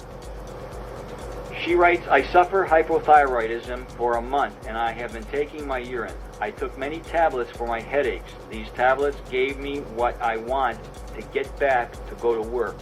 But now I don't need them at all. I healed myself of my leg pains, my nervousness, my eyes and ears. In general, I have much force to go back and face life. I am calmer, and I have spirits to share with my children. Thank you, God. Next, Mr. Jose Fragmentation writes on diabetes. He says, I give my testimony that I am for 2 days taking my urine only. 2 glasses in fasting, and my sugar count dropped from 400 to 130. I will be fasting more to help to lower my level totally. I am now a vegetarian, feeding and feeling to myself much better. Thanks to God, I seem to be cured. Next, Daisy Cavas, diabetes and myopia. My problem was to me that I was going blind, and now already I see perfectly. I always marked 200 sugar count, and now I have managed to only be around 120 sugar count. It hurt my entire body, and I just, by only 1 month, totally am cured and happy, thanks to God for this therapy. Next, Jose Francisco Beltran, diabetes and depression. He writes, in October of 1990, I had an automobile accident on the highway. The result was diabetes in addition to anger and stress. Giving my account exactly, it was on the month of April 1995. I lost 40 pounds, 18 kilos. I felt weak, tired, depressed with headaches and swelling of my legs because of my kidneys being infected. And already I had been treated by doctors previously. I lasted a year with medicines and diets, until a day a priest at the parish commented to me to come to the conference on urine therapy. It was Sonia, a blood chemist, giving a seminar. Immediately I made a decision and I went to see and listen about it. I made an impression on me. Filling me with faith in her words was so clear that any doubt of the treatment did not fit me. God was healing by means of this urine. Returning in the evening to my house, I remembered that I could not do the therapy, but immediately I requested God to help me start the method. The following day I spoke to Sonia, the chemist, and recommended to her that I had tonsillitis. What could I do with that? She answered me, I now have greater reason to initiate with the therapy. I started this therapy on the third day, and after the tonsillitis disappeared quickly, this mortal disease of diabetes now was taken by its roots, and grateful be to God of love, goodness, and mercy, I am cured after so many years. Now I did my fasting of 3 days. To conclude, I presented at May 7th of this year to get tested to see my sugar count. Before taking my urine, my count was approximately 348. I was taken by surprise when my sugar was completely normal. Later, and better yet, I confessed to my medical doctor for the last 18 days I had not taken any of his prescribed drugs. This was after I drank between 4 and 5 glasses of urine daily. In addition, for 10 days I was eating everything and most with sugar. Also, I said to him that 2 days before my analysis I had loaded my body with sugar. After eating many fresh sugar waters and foods with sugar, it was a double surprise for my doctor and for the hospital caretakers. They tried to explain to me that diabetes is a traitor and that I would have to continue doing the examinations every month, to which I refused. Immediately I took leave of my doctor, thanking him for receiving his medical attentions. People, invigorate yourself with hope, please. You are not at the end of life. Give yourself to God and do this therapy in His name, so you will be healed as I have been, and I definitely will continue my fastings and prayers for all of you. You see, constantly you hear people that if you don't have the availability of doing this therapy by yourself, give yourself to someone higher, that you will have a partnership with him, that he will be able to help you go through with this therapy. Let's talk about Zoila de Venegas, stones in her tubes. On the 10th of May 1996, she says I came ill because of the stones in my vesicula, and I went into the hospital, but they did not alleviate the pain. Thanks to God, with my urine, I alleviated it myself. With the urine, it brought out the stones. They became jelly-like, some dissolved. Of course, I was with this, avoided the operation. And for that reason, I am here now telling you and my parents. Next, Alfonso Nunez, diabetes. Thanks to God, I am well of the glucose intolerance with diabetes. I am 64 years old, and 6 years ago I became with this problem. It has been a martyrdom to me to live with this disease. I understand it was all for the foods that I ate before and my lifestyle, and now I thought of my life no longer being right in the future. A friend of mine said to me that I could be normal. My glucose was constantly about 249, and after beginning with the method of urine therapy on the 14th of July to the 14th of August 1998, in that month of urine therapy alone, I am constantly at approximately a low 110. Alicia Higareda, hypertension. She writes, I am cured of hypertension in only 3 months. I have not taken a single tablet, only urine. I am doing the fasting of 3 days. I feel very well, and I am already working in the hands of God. Thank you. Next, Aracela Ramos, on diabetes, fungi, sinusitis. She writes, Blessed it is God. I have cured myself through the urine of diabetes, fungi, and the feet and the sinuses. God blesses them from above. God blesses them and follows ahead. Thank you. Next, from Margarita Guzman on diabetes. She says, I have 35 years of age. I am a diabetic for 11 years with insulin and 3 years of homeopathic medicine. After the moment, I am on no longer drugs, only the fasting dose of urine, and I am controlled completely. Next, Martha Lopez. Very important testimonial here. Listen closely. This is on slow learning. She writes, in the second week of my urine therapy, my vomiting along with chronic difficulties disappeared in the morning. Then my daughter of 9 years old with learning difficulties and problems approved her qualifications after urine therapy. She knows the tables and already she multiplies with ease, when before she could not even put 2 and 2 together. Next, Hortensia Rodriguez on diabetes. In January 1996, they detected me from having diabetes and tested me 3 times. I started taking urine therapy in March. After 15 days, I went to make an analysis and I realized I lowered it to 145 from 310. Later, I left it and again initiated 1 more week because I had a relapse. Right now, again, I feel great. I will go on through the fastings. Next, Irene Alvarez on diabetes. She writes, I am cured of diabetes, taking urine once in the morning for 1 month. After doing a study of my glucose, I find it had lowered. I also felt better in my heart, and this was confirmed by the doctor after doing an electrocardiogram. Next, we hear from Yesenia Delgadito. She writes, I was ill of epilepsy. I was on allopathic methods for 1 year, and instead of feeling some improvement, I began to feel worse. I began to lose my hair, and my gums were inflamed. My disease was very hard for me and for my parents, who worried a lot when my eyes were rolling up in my head and I lost consciousness and had a lot of saliva spouting out of my mouth. Can you imagine? I had other diseases also in my throat, which were very prevalent every 15 days, it seemed. My parents took me to the doctor and he prescribed penicillin that ended my defenses. Later I tried a homeopathic, but that was useless. I did not manage to cure myself until my parents asked God and he listened to them. My parents went to speak with the father of the temple and he gave us a light of gift. It was a book that taught them on urine therapy. In addition, the father commented that another father had cured himself of the same problem of epilepsy as I had. My parents told me to do it. They also took it from the sight diseases and they have had in the past. Thank God now we all felt good.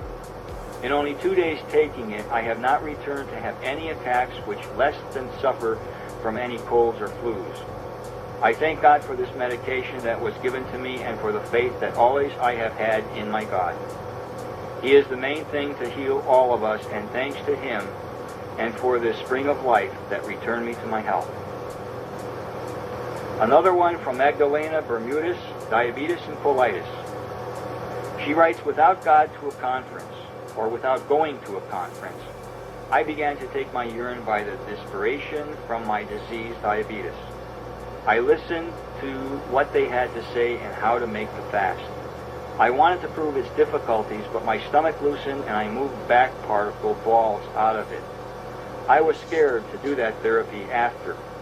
So much stuff was coming out of my system. Later I was told that that was a normal reaction. Whatever was within your system that was not to be there will come out through a diarrhea.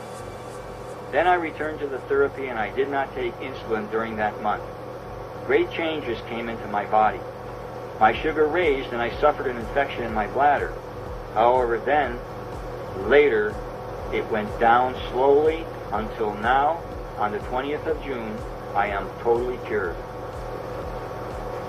Next, we have from Margarita Zazua, sinusitis, insomnia, and asthma. She writes, it has been 6 years with these diseases. I began with problems like colds. Little by little I was becoming sick, more and more with allergies and later itches throughout my body.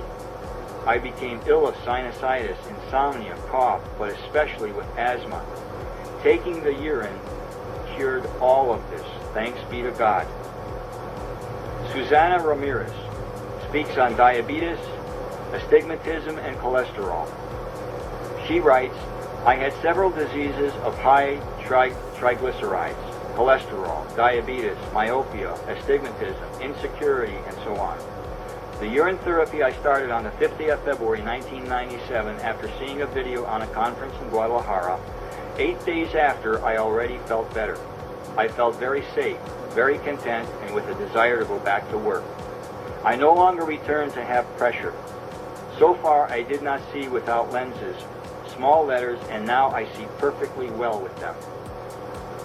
Next, from Emma Meza. She writes on asthma and colitis.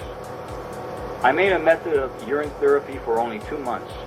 I did 3 times a day of fasting per week, and several of my diseases like asthma, colitis left me, including body pains. Now I feel far much better. Next, we hear from Octavo Avila on hypertension and diabetes.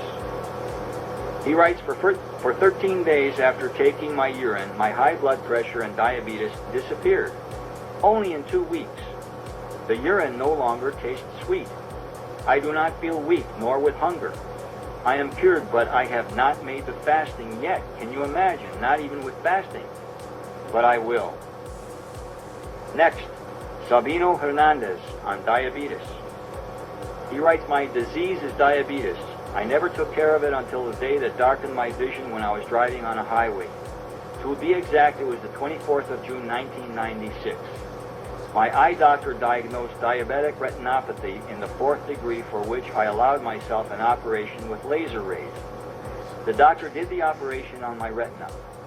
In the following months of this disease, my conversations with several of the clients, I obtained information on urine therapy. Since they drank their own urine, they found out by the means of a QFB, and they have testimony to have been cured by means of the urine therapy. From this date, I am taking now my own urine. I feel very well, and my diabetes, I am recovering my vision. Thanks to God and the message of faith, love, and hope that Mrs. Sonia distributes this information more and more and continues without infractions. Next, Jay Gutierrez on her menstrual rate and hypertension. It had difficulties in my fingers. I no longer could close them well, and it felt as if I touched electricity. After my fasting, my fingers work better. I no longer hurt, and I can close them well. I also discovered that my menopause was better. My normal menstruation was every 3 months, and now I can menstruate properly every month. I feel very active without laziness. My blood pressure is normal, and I am a very happy human being. Thanks be to God. Next, from Maria Martinez. Osteoporosis, arthritis, and hypertension. From the 11th of February 1996, I was taking urine because they diagnosed me with severe osteoporosis and deformative arthritis of the fingers, shoulders, and back. 2 years before, they were going to operate on all my bones, but a specialist doctor commented that he did not have a case to operate because the problem would soon return. My fingers continued becoming deformed. I began with this urine therapy 4 months ago, and approximately 2 months ago I noticed that the balls were forming on the knuckles properly, and the problems of those balls in the fingers were starting to disappear. I no longer could sleep with my mouth up because I woke up with a headache and pain in my back. My back was twisted with pain. In fact, my knees lost strength, and I could not last 10 minutes to walk upstairs. I had to cut my hair because I no longer could comb my hair in the back of my head. I also felt that my shoulders left their place. I had colitis and stomach aches. Now, already, I can do everything without feeling more than a natural fatigue. Today, I no longer take these large amounts of medications, and I no longer have any of these diseases. Thanks be to God. Now from Graciela Solis, cancer of the breast. In August 1995, they detected a tumor in my left breast. They operated on me, and it was cancerous, of which 13 ganglia were malignant and 7 benign. They applied chemotherapy and radiation later. In January of 1996, new cancer extended to the bones of pelvis. I began to take urine, and at the moment, I am better. Thanks be to God and Mrs. Sonia who put it in my way. Next, from Jose Guadalupe Gonzalez on arthritis, tonsillitis, and an infarction of the heart. A year ago, for 3 months, I started with the method of urine therapy because I had a case of a disease. I had pains in the joints, rheumatoid arthritis, dental decays. Today I can say to them that I am cured completely of all these diseases. I also must mention, in addition, I have black hair now, which before I had white. My age is 70 years old, and since I take urine, I feel like 50 years old. I thank God and chemistry for the knowledge of this method. Next, from Marisol Manguez, menopause. She claims I am 45 years old, and when beginning to take my urine therapy, I suffered from menopause. At 28 years old, I had my tubes tied. I had shame, insomnia, nerves, and smoked heavily. Today, after 6 months, I say to everyone, I do not smoke, I feel perfectly well, and all my diseases seem to be of past history. Next, from Gloria Vasquez, migraine. She writes, I have been many years suffering with migraine, and since I began to take my blessed orina, or urine, I began to feel the benefits because the strong pains in my head were taken from me.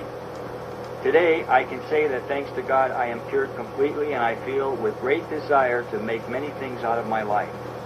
I am more dynamic, and I feel perfectly well. Thanks to the urine that gave me tremendous energy. Next, we hear from Concepcion Rodriguez. She says and writes, I begin the 16th of July 1996, and with one fast of 2 days, thanks to God, I am alleviated of an acute laryngitis which I had been suffering for 25 years. Now, with the blessed urine of God, it has been already eliminated completely from my system. Next, from Ana Suarez, Mexico, on cystic cirrhosis. She writes, I had cystic cirrhosis. The hospital evicted me for they said they had no future help for me. They gave me only 1 month to live and my future, and that was in December of 1995. I began to take the urine, and I no longer returned with pains. They were all astonished, thanks to God and Dr. Sonia the chemist. Next, we talk to Jose Altilano, hypertension and nerves. He writes, by means of my brother who attended a conference with Dr. Sonia, I found out that he was cured. My brother cured himself of hypertension in a few days. My mother with 3 valves of the heart, and my sister with colitis and migraine also. I cured myself of nerves. Could not sleep, and now I sleep like a baby. Again, thanks to God and Dr. Sonia, we are all curing ourselves. Next, from Mr. Ricardo Cortez Godinez on bronchitis and rheumatism. He writes, I cured myself of chronic bronchitis, rheumatism, insomnia, stress, and my character also improved, and my excess fat, which I had in the back of my neck for 10 years, is gone. Next, from Mrs. Rosario Avalos on nerves and fungi. She writes, I cured myself of fungi in my fingernails and nails in my feet. Also, I was losing eyelashes, eyebrows, and hair on my head. All this was happening to me. I have done 4 fasts, and it has taken me 1 year, and now I am cured. Next, Bertha Marida on acne. She says, I cured myself of varicose veins that I had in my right leg, and my skin improved by taking off all of my acne in 3 days. Now I feel I am happy, thanks to God, and blessed life. Next, we will go to a tumor in my head from Mrs. Concepcion. She writes, during 2 years and 5 operations that they practiced on me, I had a tumor and another one was developing. I already lost faith, and then they prepared me for the 6th operation. A lady came to my room after hearing about my condition, and she looked at me and whispered, do you want to be cured? I answered to her, sure. But what must I do? And she says, you must leave this hospital. You must go to Guadalajara to a conference in the Temple of Our Lady of Consolation next Tuesday. I said to her that she was going, what were they going to think of me here? Then several doctors got to review me, and I asked them, what if they were going to cure me by taking the tumor out? I said, is it possible then to have another tumor grow back in its place? They would not answer. I only saw in their eyes an interpretation through their silence. Soon after I asked that, I got to think that I should better leave the hospital and I want to go to my house. They said to me maybe that was far better, where it is possible for me to live there a little bit longer time than just in the hospital. They helped me to leave and they discharged me from the hospital. When I arrived at my house, I felt very alone and thought, what will I do? There will be no longer operations on me, and I am still ill. Then I remembered what the lady had said about next Tuesday and where I should go to that temple. I went to that temple and listened to a seated conference. Alone, I was at the bottom, and from that moment on, I knew what I was going to do, and that was the only way that I could get cured. It just hit me. They gave me a leaf to know, or a leaflet to know, of how to make the therapy of the urine. I did it exactly, including fasting. In 2 months, I healed totally all of that tumor, and now I live a normal life. I work right, and I request God's prayers that blesses so many of us ill people. This is from Mr. Thomas Antimo. This is about an automobile accident. He says, my work is very heavy. I was driving and had a very hard automobile accident. I had a front collision. I was bleeding and I did not know what to do. I had metal sticking in all parts of my body. I was cut very much and the blood left my body with incredible force. I needed wisdom to do something immediately. I was about to die by bleeding to death. I implored God with desperation of my life. I soon remembered and agreed that the doctor of chemistry, Sonia, in a conference once said that urine is good for everything, especially the blood. It stops blood from bleeding. If you ever get a cut or a scrape, put it on immediately.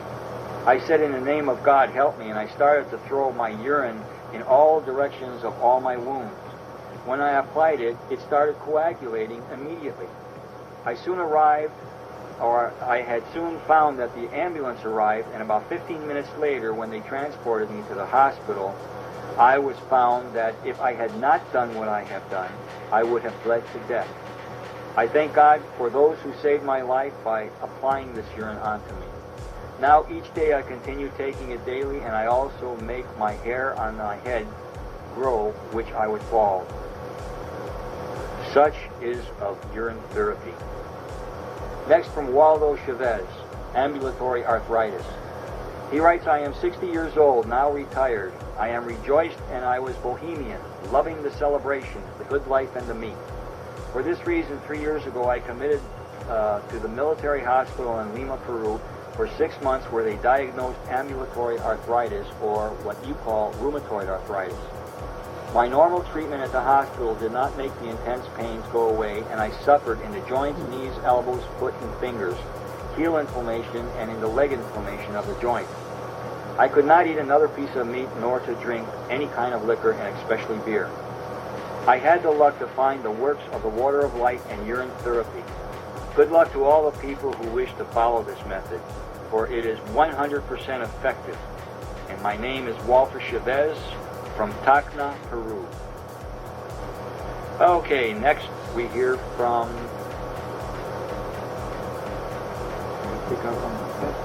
All right. Adrian Llamas. He writes on Long Life in Texas, USA. I am a young adult. I am very interested in urine therapy since my maternal grandfathers believe in this wholly. The only difference is that he asks for my urine. He asks for my urine because I have the hormone structure that he wishes he had. If he would drink his own, it would not be as powerful now at 90-some years old. He lives very healthy and is, again, 92 years old. I hope to have the same fortune that my grandfather has. Confide in my faith and urine therapy. For he was not 92 years old, but he feels like 52.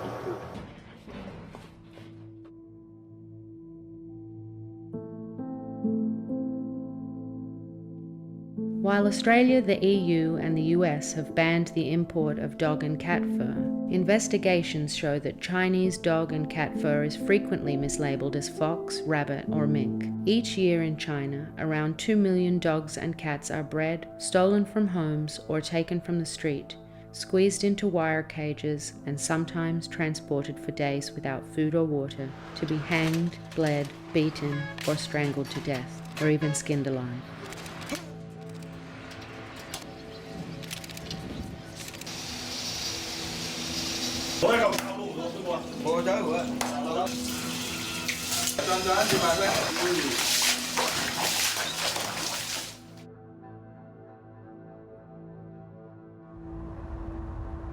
Around 450,000 puppies are sold in Australia each year. Around 85% come from unregistered breeders, but with minimal oversight in place, even the registered breeders may operate puppy factories, churning out both pure and mixed breed puppies for sale in pet stores or online. In these factories, it can be entirely legal to keep a mother dog confined to a barren concrete cell in a shed for 23 hours a day, continually re-impregnated.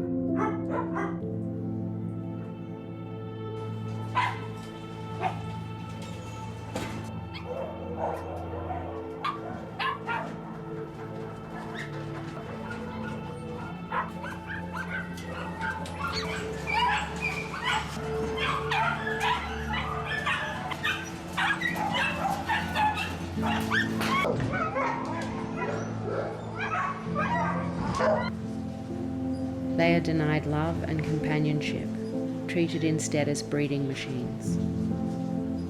These cute puppies, sold for thousands of dollars, often suffer from diseases or other health conditions or behavioral difficulties as a result of the conditions they were exposed to in the farm and generations of selective breeding.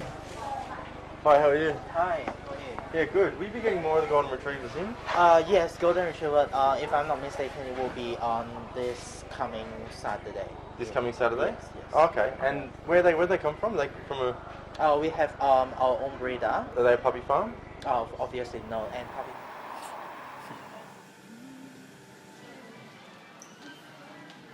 Oh, they're so beautiful.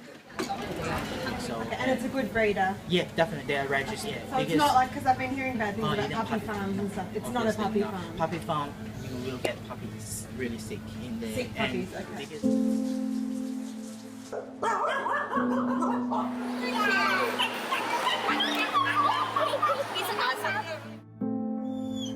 Meanwhile, an estimated 200 to 250,000 surrendered or stray dogs and cats are euthanized each year in shelters and pounds across the country, the vast majority of them healthy but unwanted.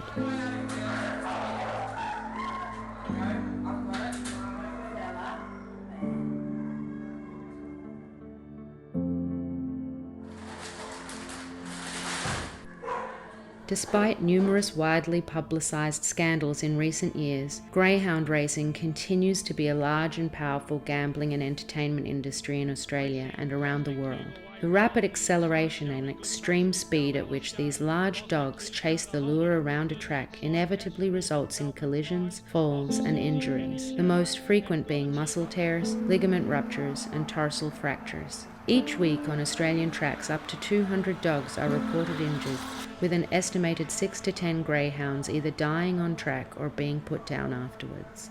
Greyhounds have a natural lifespan of 12 to 14 years. Racing greyhounds begin their careers at around 18 months of age and finish by the time they are 4.5 years old. In New South Wales, they have a career that lasts, on average, for only 363 days. Between 13,000 and 17,000 young greyhounds are killed annually in Australia.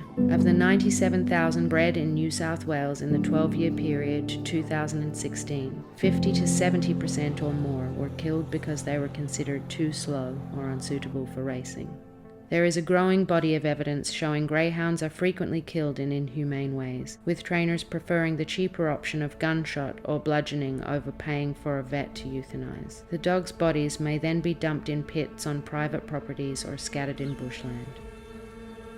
The use of live animals as bait when training greyhounds to chase the lure, though illegal, has been found to be widespread, to the 2015 New South Wales inquiry being told that 85 to 90% of trainers engage in the practice.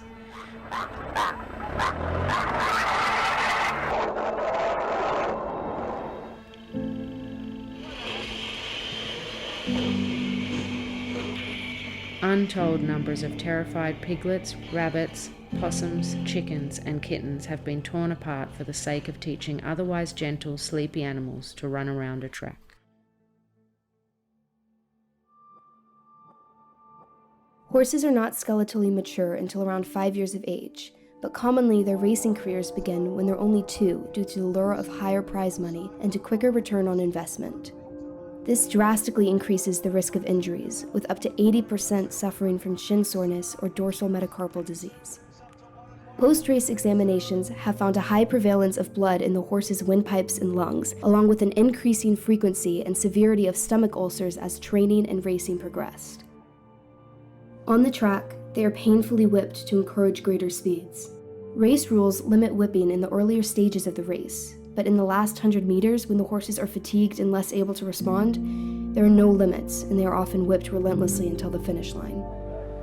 Jumps racing is statistically 19 times more dangerous than flat racing, with violent falls a regular occurrence.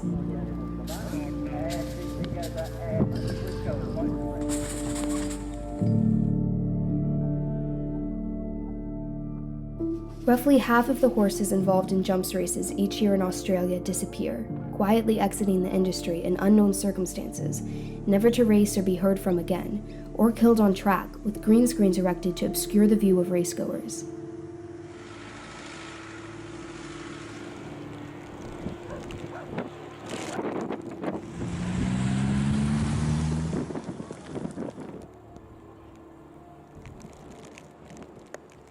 Nationally, 11,000 to 12,000 racing horses are newly registered each year, while roughly the same number leave the industry, largely as a result of poor performance, unsuitable temperaments, or injuries. Many of these end up at knackeries, where they are killed for pet food or to feed racing greyhounds.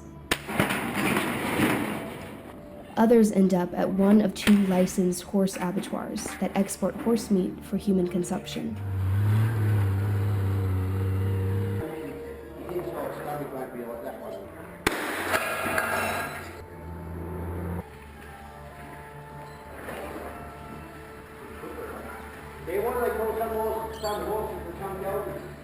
Horses are also used in rodeos. This horse comes out of Diandra. Now's the time to do the flag. I'll tell you what, Tiger's got a run.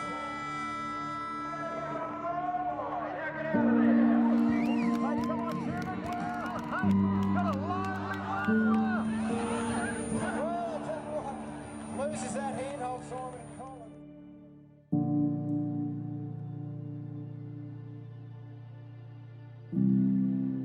Camels were brought to Australia in the 1800s to be used for transport, then released into the wild following the advent of automobiles. By 2008, their population was estimated at around 600,000, leading the government to establish a culling project that effectively halved their numbers, primarily by shooting them from helicopters, but also by rounding them up and trucking them to slaughterhouses for export to the United States and Middle East, a practice which continues today.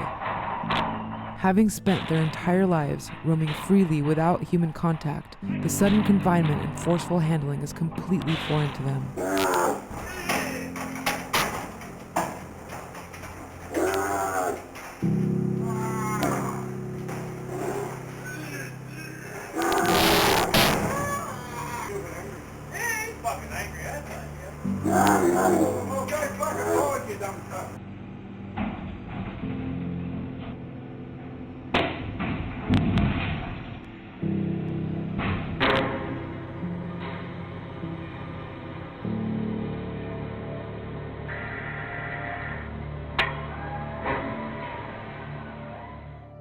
An increasing number of camels caught in the wild are being diverted to camel dairies, an expanding industry that promotes itself as a healthier alternative to cow milk products and a less wasteful alternative to aerial culling.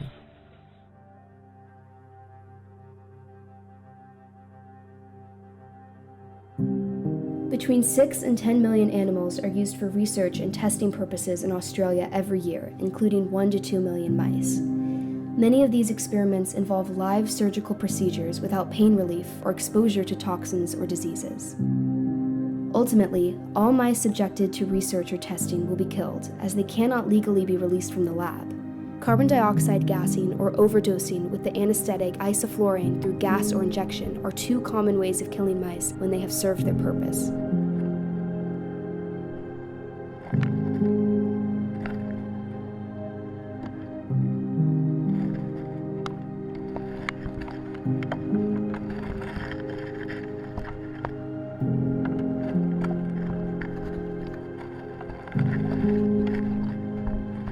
These days, scientific exploration and discovery deals with nuances of human physiology, of which animals are not appropriate models. A 2015 study by the National Institutes of Health in the United States found that a staggering 95% of all drugs that are shown to be safe and effective in animal testing go on to fail in human trials. Uncritical reliance on the results of animal tests and disregard of potentially more accurate alternatives utilizing human tissue and cells, cadavers, simulators, and computational models may have cost the health and lives of tens of thousands of humans and billions of animals.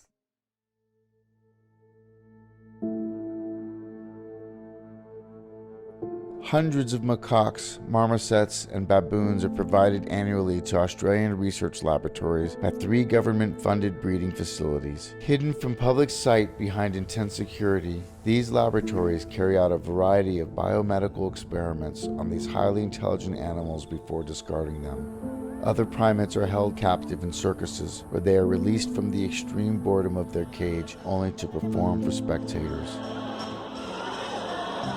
Or in zoos.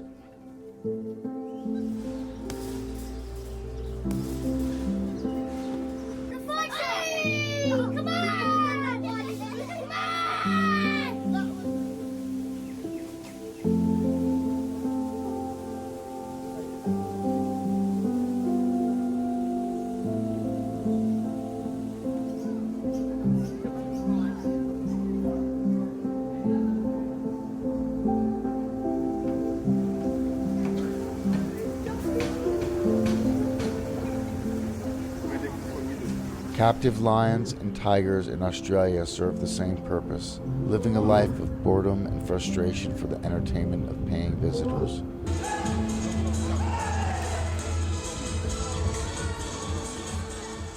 While on the surface, exhibits showcasing these and other exotic animals may inspire wonder and excitement, few patrons observe long enough to recognize the repetitiveness of their behavior, signs of a psychological condition common across all animals in captivity, dubbed zoochosis.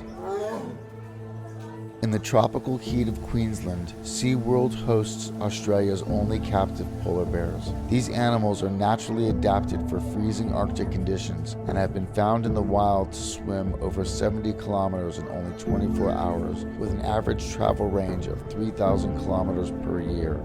Here, they are confined to an enclosure roughly 30 by 40 meters wide for their entire lives.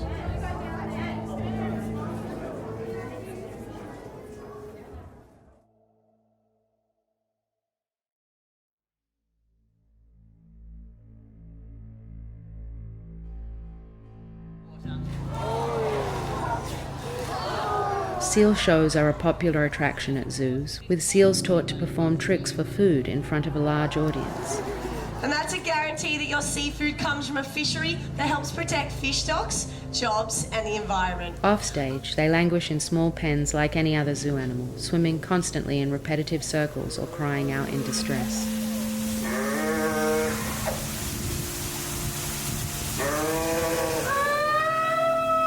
In the wild, dolphins are known to travel up to 65 kilometers, 40 miles a day, and are constantly on the move, foraging for food, playing and fighting within their pods. They share with humans and great apes alone the trait of self-awareness, with evidence of intuition and empathy. There is no captive situation that can provide for all the behavioral needs of these highly intelligent, cognitively complex animals. Around 80% of SeaWorld Australia's dolphins have been bred in captivity and can never be released, their entire lives spent performing daily for the reward of food. Achieving the right level of hunger prior to shows is a crucial consideration for a good performance in what is arguably the park's most popular attraction. With over $133 million in admission fees annually, less than 1% is spent on their heavily promoted research, rescue and rehabilitation initiatives. Australia's federal government ruled in 1985 that no more dolphinariums be established and that existing ones should be phased out, after receiving evidence that cetaceans in captivity suffer from stress, behavioural abnormalities, breeding problems, high mortality rates and shorter lifespans, even though at initial glance they may seem content with their conditions. Today, just 2 facilities remain, able to continue operating because of a loophole that allowed them to keep and display animals born in captivity, including those bred from rescued wild dolphins who themselves are required to be rehabilitated and released. This practice of rescuing, breeding and releasing allows these parks to keep the gene pool strong to ensure their shows can continue and their gates can remain open. While Australian dolphin parks are unable to capture and import healthy wild dolphins, this remains a reality of the animal entertainment industry elsewhere in the world, with the coastal Japanese town of Taiji a common point of capture. Every year, from September to March, thousands of dolphins and other small cetaceans are herded into a quiet cove at Taiji and brutally slaughtered by local fishermen, who see them either as a source of income or as pests. Dolphin trainers have been observed assisting fishermen in herding the dolphins, picking out a select few to be spared from the slaughter, and instead transported to aquariums and dolphin parks around the world. If the greatness of a nation and its moral progress can be judged by the way its animals are treated, what does that say about Australia? What does it say about New Zealand? The United States, Canada, Mexico, the United Kingdom, Israel, Spain. What does it say about us as a species?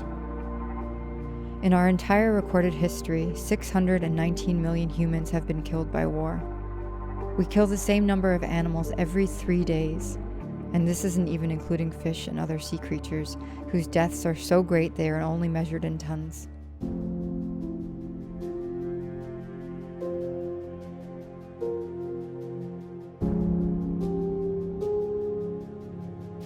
But before we kill them, we have to breed them, confine and exploit them for food, entertainment, clothing, and research. Their entire lives from birth to death are controlled by industries who care only for profit. An empire of suffering and blood, paid for by consumers who are told that their treatment was ethical, free-range, local, organic, that their deaths were humane, that cruelty to animals doesn't happen here in our country, and if it does, our government, our authorities will find it and stamp it out. And us, as consumers, have little reason to think otherwise. Because to eat and use animals is normal. We've done it forever. Because the products for sale on supermarket shelves are so far removed from the individuals who once existed, some only briefly, some for years without reprieve. Individuals who share with us and our companion animals we love so dearly our capacity to feel love, happiness, grief, and mourning. Who share with us our capacity to suffer,